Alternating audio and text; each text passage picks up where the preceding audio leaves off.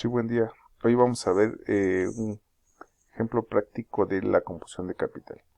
Vamos a tomar este pequeño caso para la explicación. Dice que se constituye la sociedad La Gran Fortuna ante la Secretaría de Economía, cuyo capital autorizado fue de 750,000 pesos, y de los cuales se suscribe el 35% del capital emitido, el cual está dado por un importe de 400,000 pesos. Bueno, aquí el capital emitido son los 400,000 pesos, que quiere decir que esos 400,000 pesos se ponen en acciones en circulación, ¿sí? Y dice que se exhibe el mínimo legal del 20% del capital suscrito. Capital suscrito, el que la gente o los accionistas dicen, yo quiero tantas acciones, son los dueños, están comprometidos a tener las acciones. Y nos pide que determinemos los siguientes conceptos, como es el capital emitido, el capital autorizado, las acciones por emitir, las acciones suscritas, las acciones por suscribir, las acciones pagadas y las acciones aún no pagadas o por cobrar.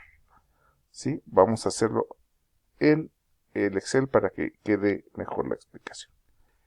Nos dice que el capital autorizado es de 750,000 pesos. ¿Sí? De los cuales se emitieron, ¿cuánto? 400,000 pesos.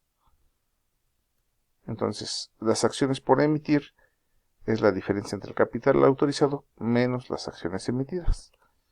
Nos dice que son por emitir 350,000. Si ustedes se percatan, los 400 más los 350 nos da el total del capital autorizado. Luego dice que las acciones suscritas son el 35% de las emitidas. Entonces yo tomo las acciones emitidas y digo por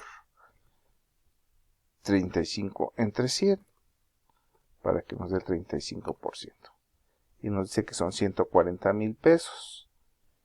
Para sacar las acciones por suscribir, yo tendría que hacer la diferencia entre las acciones emitidas menos las acciones por suscribir. ¿Sí? Y nos dice que son 260,000. De igual manera, si sumamos estas dos, nos da las acciones emitidas. Y luego nos dice que realmente pagadas fue el mínimo legal, que es un 20%. ¿De cuáles? De las acciones suscritas. Entonces yo digo, acciones suscritas por 20 entre 100, el 20%.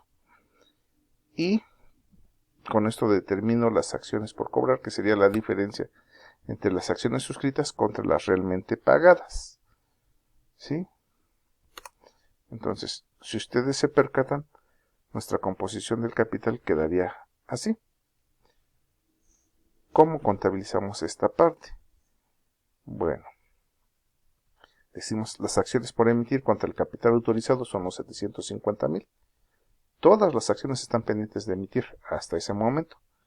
Después dicen, pues generamos 400,000 pesos de dinero en acciones. Entonces ya hacemos emisión de acciones 400,000 y disminuimos nuestra cuenta de acciones por emitir.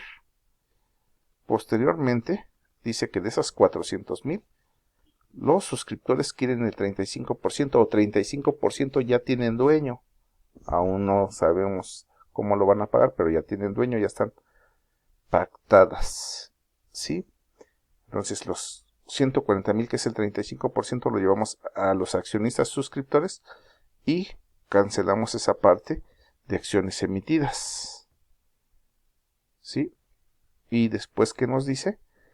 Que los accionistas nos pagan el 20% de las acciones que ya están suscritas, que son 28,000 pesos, el 20% de 140,000 pesos, y cancelamos una parte de los accionistas suscriptores.